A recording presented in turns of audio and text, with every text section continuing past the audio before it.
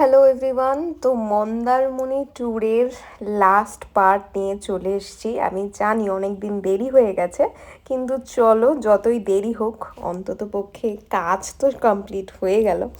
তো সেই দিন মানে যেদিনকে ছিল লাস্ট দিন, সেই দিন আমরা বেরিয়ে পড়েছিলাম। আমাদের ট্রেন ছিল রাতের, আর সেই কারণে আমরা সারা দিনের জন্য একটা গাড়ি বুক করে হোটেল থেকে চেক আউট করে বেরিয়ে গেছিলাম। প্রথমে শঙ্করপুর, তারপর সেখান থেকে দীঘা, মোহনা, এইসব প্ল্যানিং আমাদের ছিল।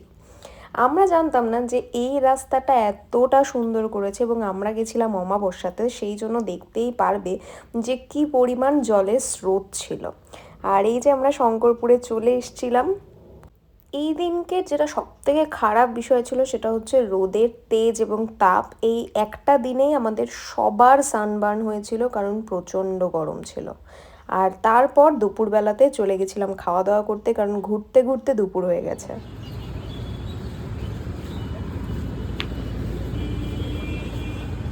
বাবা, প্রলয় আজকে যা ড্রেস দিয়েছে, শুধু প্রলয়কেই দেখা যাচ্ছে।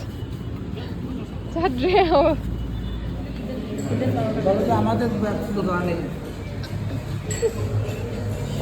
হয়েছে মজা ঘোরা।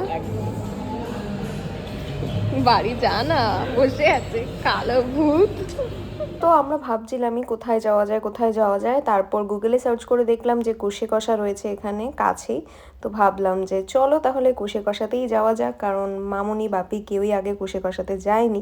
ইভেন আমরাও কখনো বসে কষে কষাতে খাইনি। তো অর্ডার করা হয়েছিল মহারাজা থালি, তার সাথে ছিল এমনি যে থালিগুলো হয় সেগুলো। আর এখানে অর্ডার করা হয়েছিল গন্ধরাজ খোল, তার সাথে ছিল আম পান্না, যে দুটো খেতে জাস্ট দারুণ ছিল। স্পেশালি আমি বলবো খোলটা খেতে অপূর্ব ছিল। ফিশগুলো বিকালের ফিশগুলো খুবই ভালো ছিল। ফিশটিংটা ডাল, ফুলকপি তরকারি আর বেগুন ভাজা, ঝুরঝুরি আলু ভাজা, আরও দেবে, আরও আসছে। জিনিসপত্র আছে। আমাদের আমাদের মাটন এখানে।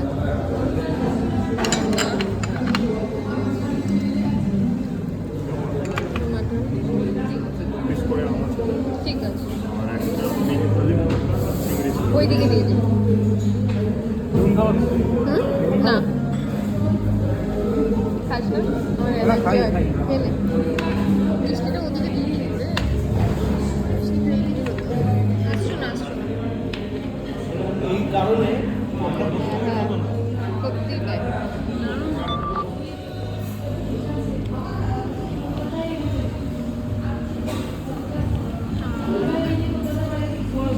বাঙালি খাবার আমার কাছে আমার এত বছরের জীবনে বেস্ট লেগেছে কষে কষাতে। আমি কিন্তু বাঙালি মোটামুটি প্রত্যেকটা রেস্টুরেন্টে খেয়েছি, সেটা সিক্স বালিগঞ্জ হোক, সেটা কস্তুরি হোক, সেটা বাবু মশাই হোক, সেটা বাঙালি কালচার হোক, যেখানেই বলো না কেন। বাট কষে কষার খাবারটা, দীঘার খাবারটা আমরা খেয়েছিলাম দীঘার কষে কষার ব্রাঞ্চে, অসাধারণ ছিল প্রত্যেকটা আইটেম। সেটা মাটন থেকে স্টার্ট করে, শুক্তো থেকে স্টার্ট করে, ডাল থেকে শুরু করে, পাবদার ঝাল, চিংড়ির মালাইকারি, এভরিথিং খুব খুব খুব ভালো ছিল।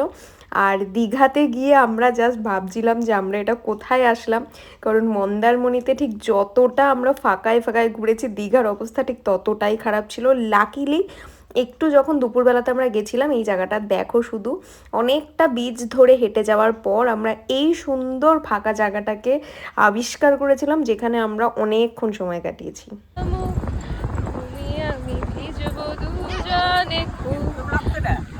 আরো যদি দুদিন থাকতে পারতাম, আজকেই বাড়ি যাবো, আজকেই এটা ভাগ্যটা খারাপ। এই ভালো এই খারাপ, ও প্রেম মানে মিষ্টি পান, শুধু মানে মানে দিয়ে ফেলি ডুব, তুমি আমি মিলে দুজনেই মনটাকে ও বেঁধে ফেলে সাত পাকে। চলো ছোটখাটো করি ভুল চুপ, তুমি আমি মিলে সাজিয়েছি ছোট্ট এক খালি সুর, রাজিয়াছি আজকে বৃষ্টি নামুক, তুমি আমি ভিজবো দুজনে খুব বর্ষা দিলে।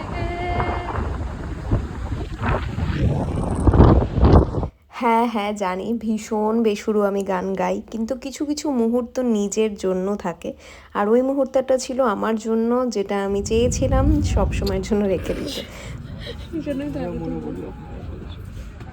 ট্রেন আমাদের 2.5 ঘন্টা লেট। তারপর ঠিক আছে, এখনো হাওড়া পৌঁছায়নি। বুঝতে পারছি না, মানে যা অবস্থা দেখছি তো হয়তো এখন আবার আটকে যেতে পারে 8 ঘন্টার জন্য। বিশ্বাস নেই আমার। কটা বাজে এখন? হয়ে যায় যে বলতে বলতে বলতে বলতে হচ্ছে ডাউন নেমে শুরু যাবো। করে দেয়।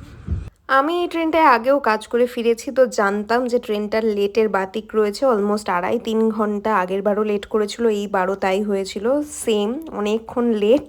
সেই কারণেই সবার মুখ অন্ধকার। আর যেহেতু ট্রেন জার্নি, যেটা আমার সবথেকে প্রিয়, সেই জন্য আমি ভীষণই মজায় ছিলাম, আলাদাই লেভেলের মজা ছিল আমার মধ্যে। হাস্যকর জিনিস এগুলো। শেষ শেষ। তো আমাদের ফার্স্ট ফ্যামিলি ট্যুর আমরা এইভাবেই এনজয় করলাম, এভাবেই মজা করলাম, আর এখানে হাওড়া ব্রিজ দেখাতে দেখাতে এই মন্দারমণি ট্যুরটাকে এখানেই শেষ করলাম।